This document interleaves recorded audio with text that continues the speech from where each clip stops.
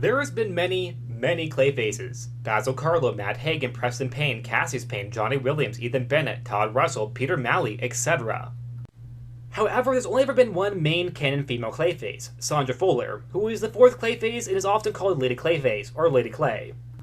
That's because the character can be active at the same time with other Clayfaces, and to avoid confusion. It's why she can coexist with characters like Preston, Basil, Matt during their times as the main Clayface. Basil, of whom is the main Clayface once again. Sorry, Madam Preston. Like said, she is the fourth Clayface. Basil Karlo is from the Golden Age, Matt Hagen from the Silver Age, Preston Payne is from the Bronze Age, and Sondra is also from the Bronze Age. Now, Sondra can often be overlooked and disregarded as being a genderbent version of Clayface, which isn't true. The character is more than that. Clayface is a legacy title that many have had, including Sondra, who I would say is one of the most interesting characters a part of that legacy. With the reasoning not being the character's gender, which, yes, does make her stand out being the only female Clayface, but it's not what makes her interesting and a cool character. And one of the few Clayfaces who still appear in active comics. Yet again, sorry Matt and Preston. So I thought it'd be a cool idea to make a video about the character and how the character really is a worthy member of the Clayface legacy, and that she isn't just a genderbent version of Clayface. She would make her first appearances in Outsiders issue 21 and issue 22 from 1987, where she's labeled as being Clayface, not Lady Clayface just yet. We would meet her during an arc about Cobra, a group that would activate metagenes in different soldiers. This included Sondra, who would be loyal to Cobra and use her ability to go undercover in the Outsiders as she would take the form of Looker to replace her. If you don't know what Looker is, she is Emily Briggs, a minor telepath with mental abilities, who at this time is a new-ish member of the Outsiders, who prior to becoming Looker claimed to be a quote-unquote ugly woman. Those are her words, not mine. But after becoming Looker, she became more outgoing and became more, let's say, societal expectations on beautiful. All of this will matter to the character of Lady Clayface, and this story as a whole. Hence why I'm telling you. She was also a vampire for a bit. I don't need to tell you that part, but I just wanted to. Sondra's power set is very similar to that of Matt Hagen, as she's a shapeshifter, something that Basil won't be able to do until afterwards, and Preston had a completely different power set to begin with. However, Sondra, unlike Matt, is able to take the powers of those she shifts into. Therefore, when she takes Looker's form, she also takes her mental abilities. Something that she retains even when she's going back to her actual form, meaning it's a permanent copy of Looker's powers, not temporary. Now, while she can trick the Outsiders into thinking that she's Looker, she can't trick Batman because, well, he's Batman, and he figures it out, which would lead to her being captured, only to escape to help the Cobra soldiers at the end of the arc, against the Outsiders. Where Sondra and Looker would battle, where Sondra would lose, but she would show Looker her true form, and that is a disfiguring woman, which is why Sondra wanted her clay powers from Cobra in the first place. So she could look like anybody she wanted except for the person in the mirror that she hated. And like we went over, Looker has a very similar story to her own origin, with viewing her pre-transformation self as being ugly, before she turned into Looker, which would lead to Looker turning away from Sondra, letting her escape, feeling a kinship with her. This also introduces the idea that she likes being Clayface, something that is very unique to Sondra. Preston hates its transformation. Basil does too in later canons as he feels he's uncastable, and Matt kinda goes back and forth. But Sondra enjoys being Clayface. On top of her embracing her power, it allows her to also have a more creative method with it. For example, giving herself wings so she could fly, something that is very unique to her. She is not ashamed at all of her clay form, only ashamed of her human one. The character isn't given all that much to do in this arc due to the fact that it's not really about her, it's about Cobra itself. But what we get of her, it does promise the character to have a pretty good story about becoming Clayface, because while we don't see it like the others, we do know that it's there, and that she has vanity, and a unique backstory opposed to the more or less same Clayface storylines. I mean, the first four Clayfaces I think were all pretty unique from each other, that being Karlo, Matt, Preston, and Sondra. But the later ones are all really just the same thing, copy and pasted. She would later return for the Mud Pack arc in Detective Comics issue 604 to 607 from 1989, where Karlo wants to make himself the ultimate Clayface. That by forming the Mud Pack, a Clayface group, which includes of Sondra, Matt, Preston, and Karlo himself. But Matt is dead and Preston is unstable, so Sondra has to use her powers from Looker to keep him at bay. So this team isn't so good so far, since it's really only Sondra and Karlo. And just using Matt as really just a grounding force to get Batman interested in what's going on, as well as having Preston to be their guard dog. Which Sondra starts to feel bad for because she knows that if he wasn't being under her control, he wouldn't actually be here. Because he doesn't want to be here, he wants to be back in Arkham. Since at this point, they were actually trying to make a cure for him. And he's one of the Clayfaces who really don't like being Clayface. But she does do what Karlo says, including going on to fight Batman in the form of Jason Todd, who at this point was very dead as a means to trigger Batman's trauma of his son dying. Too far, Sondra, too far. However, Sondra doesn't really have the actual real reason to hate Batman. She's loyal to Cobra and herself, but unlike Karlo and even Matt, she doesn't really have a real focus on Batman. Or even Bruce Wayne. In fact, the only reason why she's here is because Karlo made her feel needed, which is really sad. Even sadder because Karlo actually betrays them and takes their DNA and just leaves them. But instead of fighting each other or Batman or Karlo, she and Preston find themselves being able to connect over their own mutual inability to accept their true selves.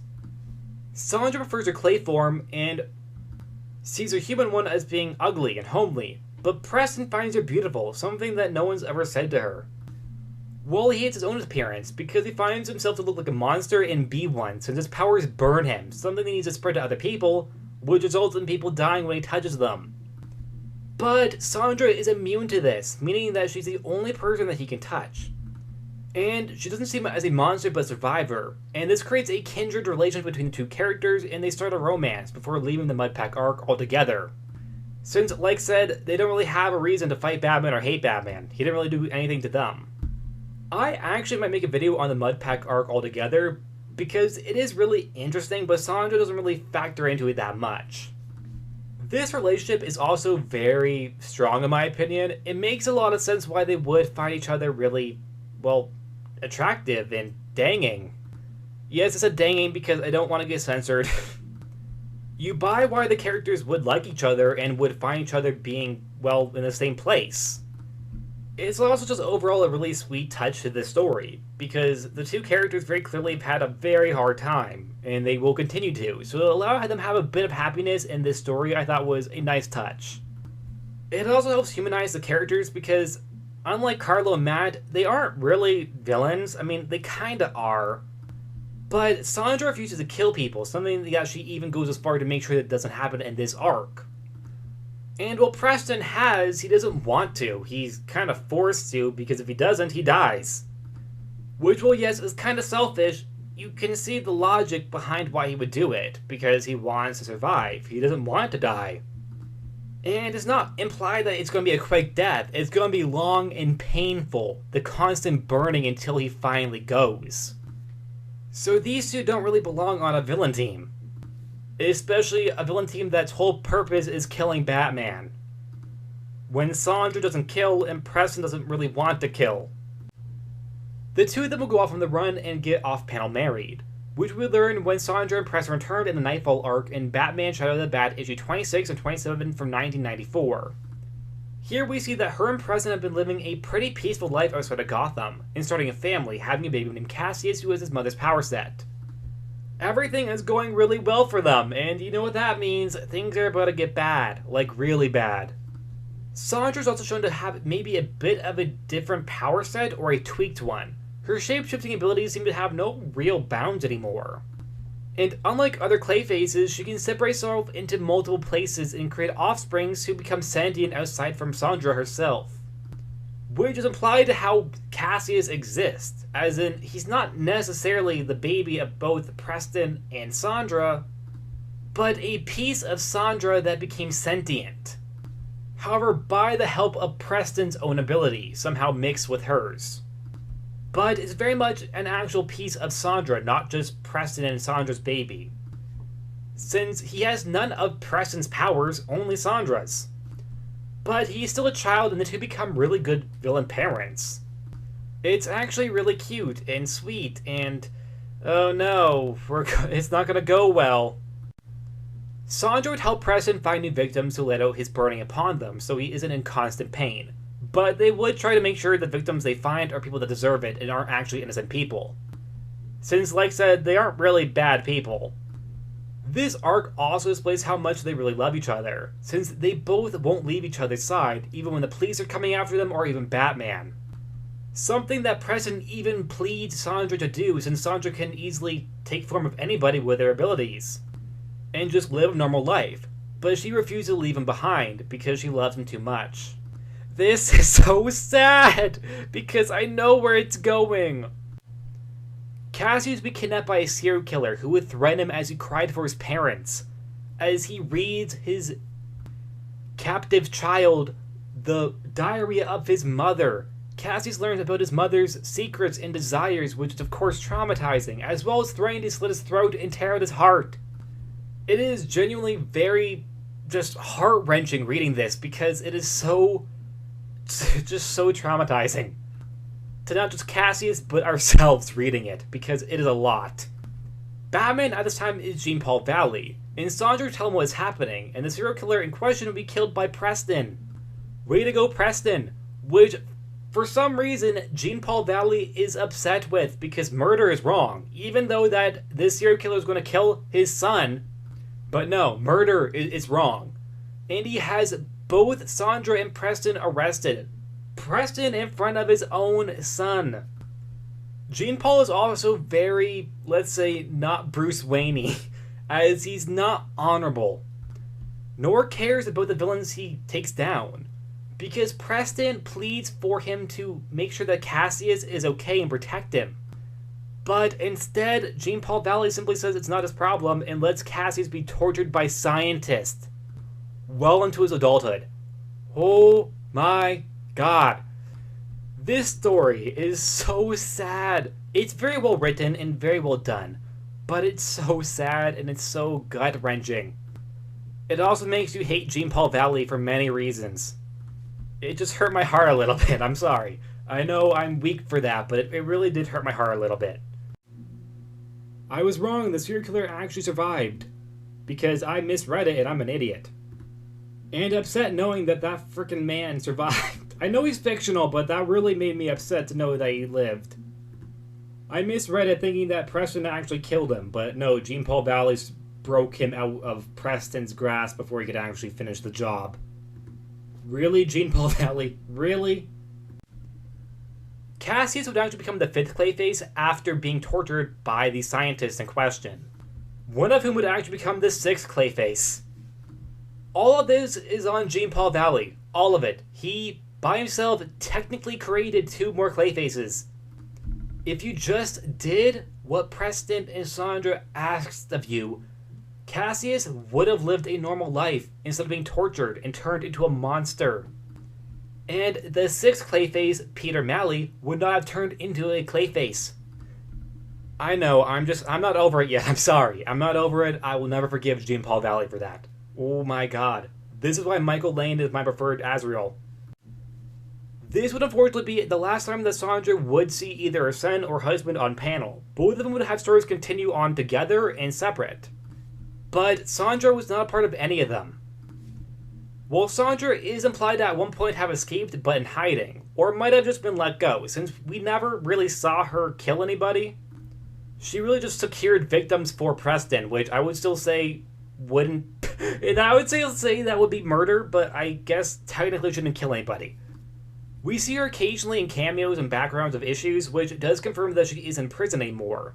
But it wasn't until Rebirth where the character would be given a bigger story. Although very different, as she would go on to no longer be a villain but more of an anti-hero. She would make cameos in Doomsday Clock as a metahuman but had a bigger role in Gotham City Monsters from 2019 to 2020. A 6-issue miniseries about Frankenstein making a superhero team of monsters to save the multiverse from another monster. This team included Sondra. Sondra's powers still maintain her telepathy, implying that she might have encountered Looker in this canon beforehand, or maybe she just has telepathy in this canon.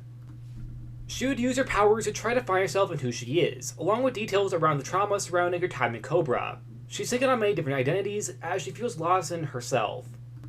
As to who she really is, she would join the team and take on the role of a hero, along with many fights displaying even more of her powers. She can even make weapons from her own self, and she would find herself having a very strong bond with Red Phantom, and a soldier bond with Batwoman, who at this point was also dealing with her own stuff, having accidentally killed a Clayface. Not Sondra's husband or son, or else that talk would probably go a little bit differently between the two characters. Sondra seems to have the same origin with Cobra, however now is coming from it as seeing Cobra as being manipulative, offering people what they want in exchange for their loyalty, like they did with her. Which might both be a change, or perhaps just her own perspective changing, but now has managed to gain the mindset which shows that she has morals, and she isn't just a puppet for Cobra. Becoming the most heroic Clayface, even though she's made some questionable choices, she's not making the bad one anymore. Or at the very least, she's trying to be a better person. This series would have the final battle take place in a swamp against a group of zombies, while Sondra would work with Orca to do this power move by covering her in clay to give her additional strength. Her story would end with her leaving with Red Phantom to travel the world.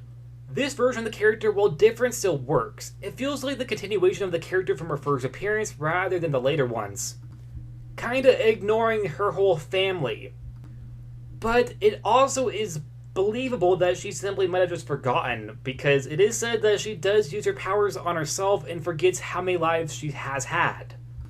And even though it kinda does ignore the whole family dynamic and the crushing of that family dynamic, it's still a good case of the character and her growth, taking the character in an anti-hero route, which does fit the character since she wasn't really a villain, but really someone that just hangs around other villains and kind of gets that status put on her. Since the worst thing that she's really ever done was secure victims for Preston, victims of which that she made sure were actually bad people, and deserving of being, well, melted into a puddle of mud. Which, well, yeah, that's pretty bad, but it's not as bad as anything that Karlo or Matt has done. Matt ate a woman! So I certainly would say that Sondra is the most likely case of being redeemed out of all the Clayfaces, even if she wasn't the only one to actually be redeemed. Karlo was too briefly, until Batwoman killed him. She would return in this canon in Catwoman Comics issue 51 for 2023, during the arc where Selina was in prison. Sondra's for some reason there, which is kind of weird because in this Rebirth canon, we've never seen her do anything wrong. Unless we're applying the previous canon to this history, which I suppose we can't do. She'd be a part of the inmates who would be on Selina's side on the beef between her and another inmate. We also get a semi-new design for her human form, something up until now we'd never seen the front of. But before we were shown that she was much more hairy from the back, and much more thin, meaning that this is a redesign of her actual appearance. And I gotta say, I agree with Preston. Okay, is that too far of a joke? I mean, I don't actually, but I don't think that she's the most hideous creature on the planet, like she thinks she is. She would also return in issue 58 from 2023, where we see that Sondra is still in hero mode, where she would help save Selina by taking her form to protect her from Vandal Savage, by turning into Selina and taking place in a meeting with Vandal, who tries to kill her. Of course, it's Sondra, so she's fine. She gets her head cut off and just heads on out. And while this arc does end with Sondra just leaving, this was a more recent issue, therefore Sondra very much could return in Catwoman's series. Probably to help her out again, which I think it would be a nice place for the character to be, because Catwoman is an anti-hero and is known to have anti-hero type characters in her stories, even forming a team of them, so Sondra I think would really fit and benefit from being in Catwoman comics. Maybe finally finding her place, because the character, even though I really like her, she really does kind of just jump from book to book. Outsiders, Batman, Gotham City Monsters, now Catwoman. Although I wouldn't be against the idea of the character going back to those other places before as well. For example, she could go to Batman Comics again, or go join the current Outsiders. I think that would be a great idea. But I think the more likely option is that she would likely return to Catwoman Comics. Maybe even have her join the Gotham City Sirens, I don't know. But I do think there's something there with the character that really could benefit from being in Catwoman Comics, which I really hope does happen. The character would also influence adaptations. For example, the DCAU version of Clayface would be an amalgamation of many Clayfaces. It has Karlo's acting history, Hagen's powers, name, and personality, and the age coding of Preston. However, the character is also shown to be able to create sentient clay forms from himself, like Annie. Something that is a power of Sondra, which is often not talked about, meaning that there is a small part of Sondra in the muddled Clayfaces make the DCAU version of Matt Hagen. Although nowhere as much as, say, Basil and Matt. They're definitely the main influences of this version of Clayface, but Preston and Sondra are definitely still a part of it. A female Clayface would also appear on the show Pennyworth, which is a show about Alfred becoming the Wayne's butler, which I didn't even know existed until a few months ago when I watched it. But this female Clayface isn't Sondra, but a woman named Virginia, whose powers are actually more like Karlo's. In fact, the character has nothing in common with Sondra, aside from being a woman, meaning I don't think that this was an intentional adaptation of Sondra. Even though some places like to say that she is. I'm pretty sure she's actually going to be more of a genderbent version of Basil Karlo, if anything. There would also be a Ms. Clay in the Suicide Squad Hell to Pay Time comics. However, this character seems to be more based on Annie from the DCAU, that being a piece of clay from Clayface that broke off and became her own person. Although this one actually became a supervillain. There would also be a Mrs. Clayface in the DC Supergirls cartoon from 2015, who would fight Hawkgirl in a spa. But it's unclear if this is Sondra or not, since appearance-wise, she appears more similar to that of Matt Hagen. But her being Mrs. and not Ms. also implies that she's married, like Sondra was in the comics to Preston. So maybe it's Sondra? Or it could just be a genderbent version of Matt, or maybe just an original character altogether. Sondra Fuller as a character I think has overall a pretty strong potential for stories. She has a very firm characterization around her current feeling of being inadequate to most because of her past in Cobra. She also just has a very strong reason to be in future stories, with her relationship with characters like Catwoman, Batwoman, other Clayfaces, Batman, etc. She could really be in any story if needed. I do like the character's family dynamic and for them to bring that idea back, but at the same time, I don't know if I want to see Sondra find out what happened to her son, because we never see that happen in the comics beforehand. But I also just want to see them happy again, because that was so sad. It's all Jean-Paul Valley's fault. It's all his fault. I would love if Sondra goes after him for revenge, actually. Even though I want her to be a hero, I also think that she could go after him for revenge. Or at least one of them could. It's warranted, too. I do think that Sondra will eventually return in some form, in some capacity. Likely as a hero again. But as to when, I'm not sure. It could be really soon, because the character just appeared in the Catwoman comics. But I could also see them taking their time with the character, not bringing her back for a decade or two. Who knows? But what are your thoughts on Sondra? Do you think the character is bubbling with potential like I do? Or do you still think the character is just a gender-bent version of Clayface? And that Basil and Matt are better characters, or even Preston's a better character? Which isn't me, by the way, saying that your opinion is wrong. That's just me saying that I don't think that she is just a gender-bent version of Clayface. But you can disagree with me on that. And that's it. Like always, please like, subscribe, and I'll see you guys next time. Bye! The recording for this video is so long that my throat has started to hurt. I hope I'm not sick. But if I am, totally worth it, because this video was a lot of fun to make, and I hope you really enjoyed it. Like I enjoyed making it.